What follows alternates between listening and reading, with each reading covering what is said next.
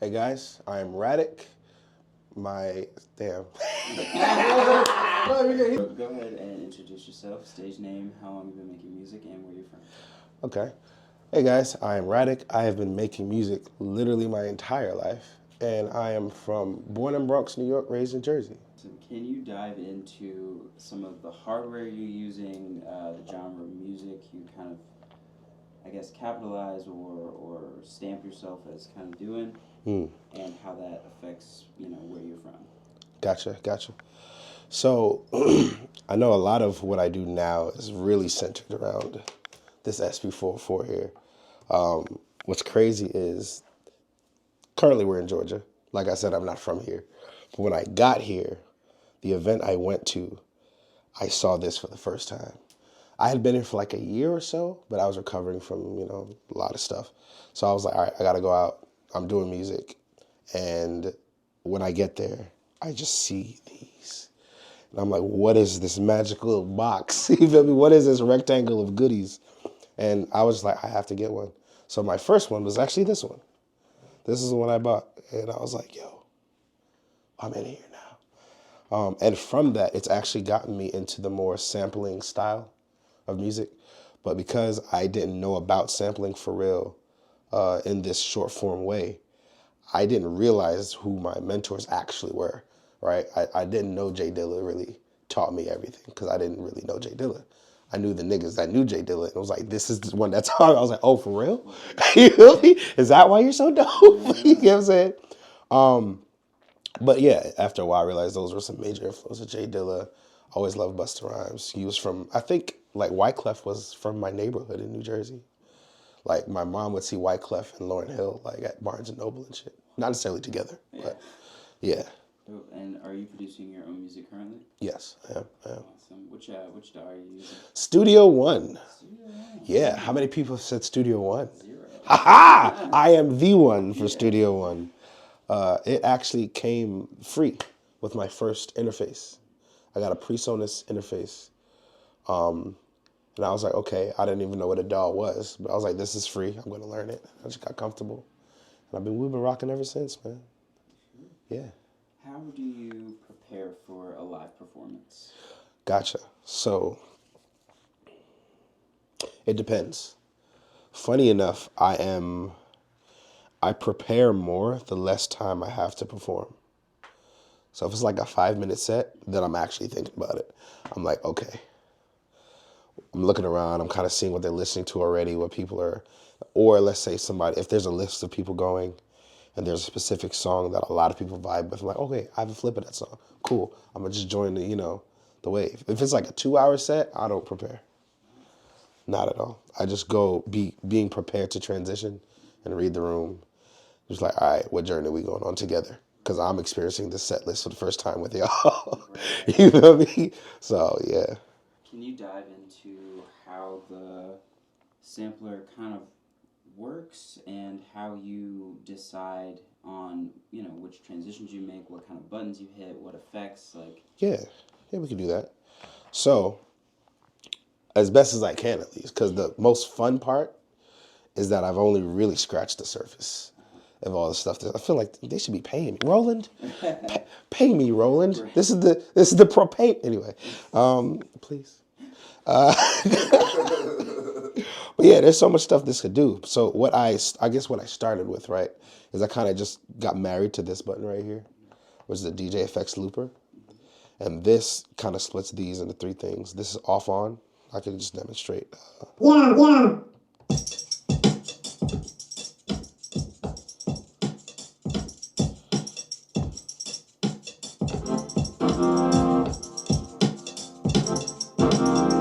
All right. So this sets the length of the chop. So, and then faster's this way. Slower. You feel me? So you kind of have to decide where on that spectrum you want the chop. Feel me? And then you can move it around. You know what I'm saying? So, When I use it, that I feel like I have an advantage because I create music. So I feel like when you create anything, you kind of have a innate understanding of the structure of it, even if you ain't make it. You know, like if you a chef, you eat somebody else's food, like, ooh, I taste cilantro. You know, you feel me? Like, oh, it tastes like you cooked this at the last part instead of at the beginning, type of thing. So music is the same thing. So like, you can hear a song you never heard before, but just because you know song structure, you're like, okay, cool. So it's probably a turnaround here. So I'm going to try to gear up for it and build expectation and tension with a chop or with some type of isolator out so that when I know the drop hits there, even though I don't really know. So, yeah, in terms of when to use the chops, I feel like when you create, you kind of know what you would do in that situation. If you're not a creator, I feel like all listeners are really creators. That's a whole different conversation. But you know what you've heard before that sounded cool. So you use that same thing. And neither of those require music theory knowledge. But you can also use music theory knowledge. You know what I'm saying? Yeah. But those are just very like, you could just love the shit and make it work if you really love it enough to look at the innards of it type shit, you know? Okay. Let's say you just played the set of your life. Where or what are you eating after? My Uncle Keith's Spanish water soup. Yeah, he already know. He already know. Because he already know. That's what I'm eating. Can you dive into what that is for the few? All right, so this is some real culture for you. You understand? You understand? This is some culture. All right. So Manish water is a very traditional and iconic Jamaican recipe, right? It comes from, it's goat head soup. I don't know if it's a translation, but that's what it literally means, goat head soup. And as you hear, the traditional way is to have a goat's head in the soup. Shocking, I know. I'm very Americanized, so I don't want the goat head in my soup either. But just follow me here, okay? Just think of a good soup that is goat based with Jamaican spices, dumpling, peas, carrots, a lot of what we call ground provision, which is like dasheen, yam, banana. You feel me? Like just a real rich, flavorful burst with some Scotch bonnet pepper in there, and yes. What is your dream back to back? If you can collab with any artist, either on stage or in the studio, who you choose? I feel like really privileged because I do it all the time. It's my boy Wolf, Wolf Morpheus. Yeah, like even now thinking of celebrities, I still don't know if it would be that dope because we're both in this journey together type shit. And we're both kind of growing into the genius that we're recognizing we are. And we're like, yo, you're actually a cool, not regular as in like average, but regular as in like you're not fucking crazy. You know what I'm saying? Like your head is straight on your shoulders type person. And like we're becoming really, really good friends. That's my nigga. You know what I'm saying? That's family at this point. He was at the cousin sleepover. You feel me? So like yeah, we've been chilling, bro. That's my boy.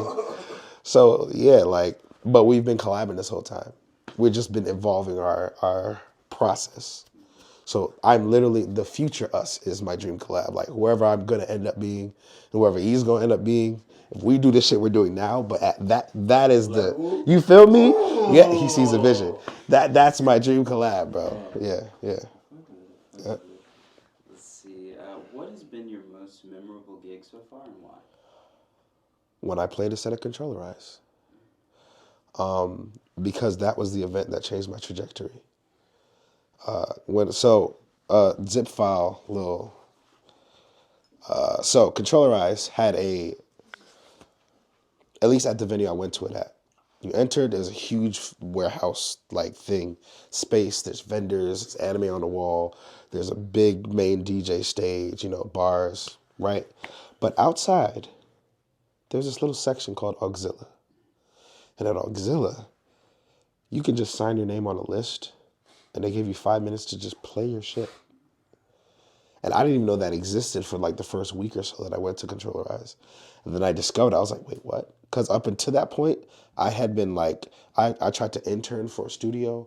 All of my music shit right now is self-taught. I've been exposed to music, but I haven't been taught production. I haven't been taught, like I wasn't a music major type shit. Been taught by asking questions, but anyway. So I was like really struggling to find a place that seemed like it would have a positive financial trajectory for what I was trying to do. But I knew I couldn't do it by myself, right? And so I had been trying to intern for a place. I actually thought I was interning for a place. They kind of were bullshit. And then I released my first single, and I got a tattoo.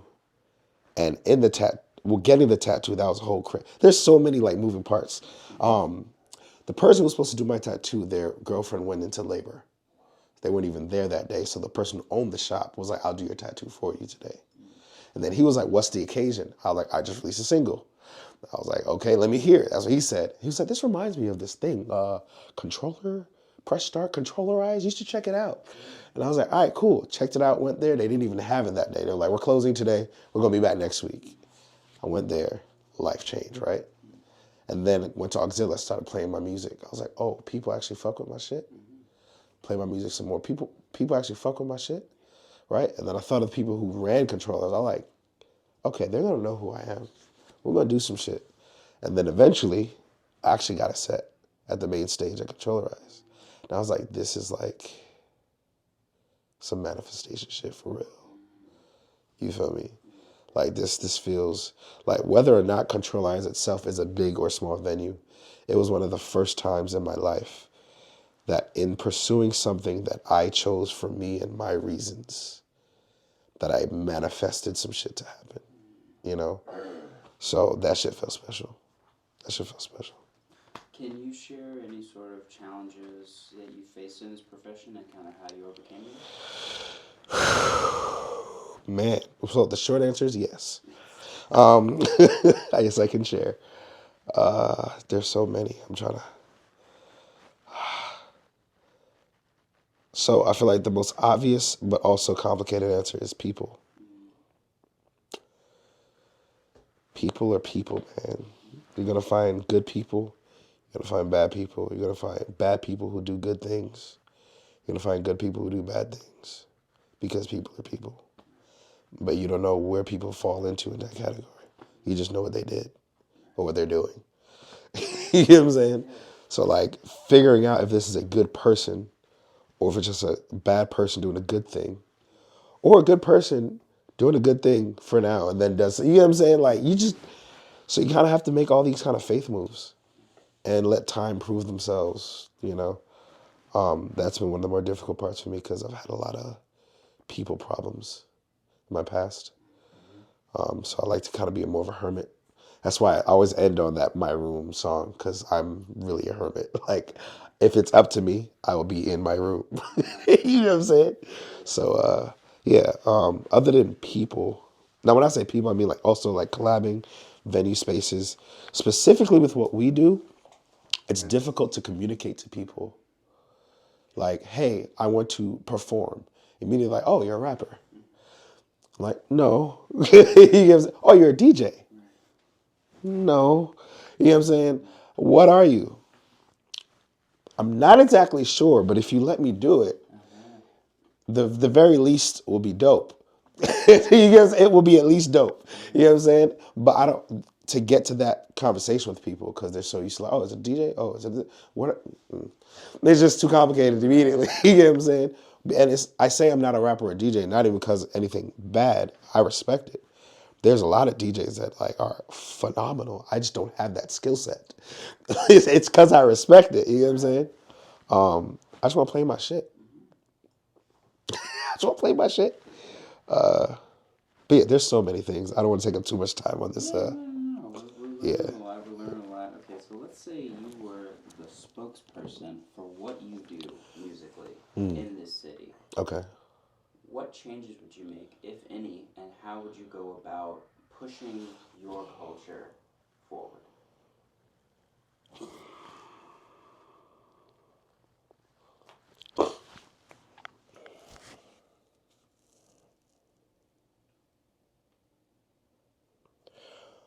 One change I would make. One of the changes I would make. Let's start small. I feel like this might be petty, right? I just feel like if you are if you are the talent for a show, you should have free parking. Wow. You know what I'm saying? That's maybe it's a hot take. I don't know. I feel like it should be free and it should be provided by the event because we are literally coming to enhance your business. We are coming to get people to buy your drinks. You know what I'm saying? We're coming to get people to spend money at your establishment. Can you spend a little money so we can park? It's Atlanta. Niggas be breaking into windows. You know what I'm saying? Like, anyway, that's a very small, but as you see, impactful. I'm feeling the type of way. But on a more important, level, you're right. Yeah. But on a bigger level, though, I feel like there's a respect that maybe people are starting to get, but not on a grand scale of what we do and what we bring. Because you'll see all these videos on Instagram and of people doing good stuff, but the more famous ones, it's like, yeah, but my people over here, man, do you see this? Like, these are the people that deserve to be on the Coachella stages. Not that they don't, but have you seen these? You feel me? Like, why are we struggling to pay rent? Like, this is too much value that people are just able to wake up, have snot in their eye, and do flawlessly because they just do this. There's too many of us, bro. So, like, I would change the level of respect that establishments, corporations, like, when I say corporations, Coca-Cola, Pepsi, State Farm type shit, Mercedes-Benz, like that, those corporations. And I feel like people like Drake are starting to realize that. He just got a fucking 2 tracks done from Overcast. Shout out to Overcast. But like, people are starting to recognize there are local people who have been doing this that are providing excellent quality shit that it's hard to define until you experience it. But that has been the problem. I want that to be the why people see it, not why people don't feel like going through figuring it out. Last question and we'll wrap up. It's our favorite. Gotcha. Let's say you have a gun, but it doesn't shoot bullets. What does it shoot? Beef patties. Nice.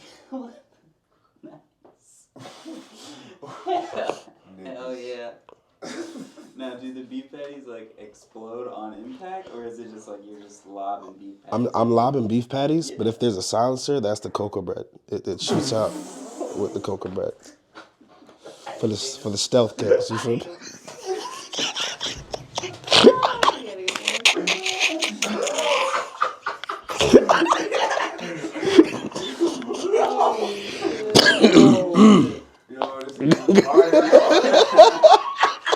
That was natural action. That was natural reaction, yo. That's crazy. Oh my god.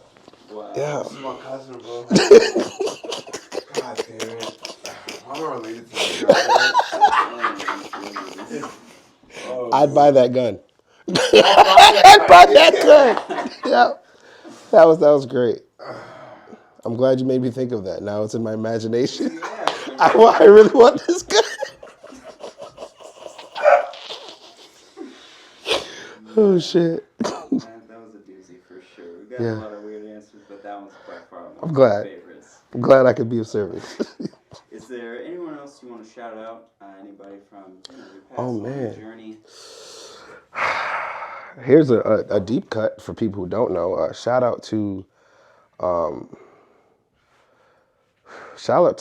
Alan Tommy Jervis. We've been through a lot. We were actually roommates for a period of time.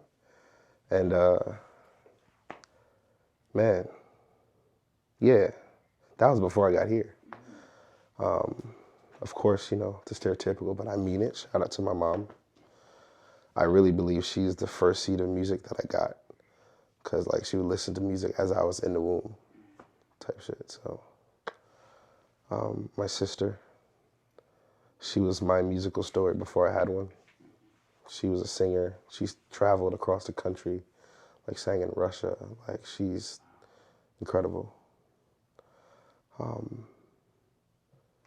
Also, shout out to drums. I made him my mentor before he knew. I just decided, I was like, he's my mentor.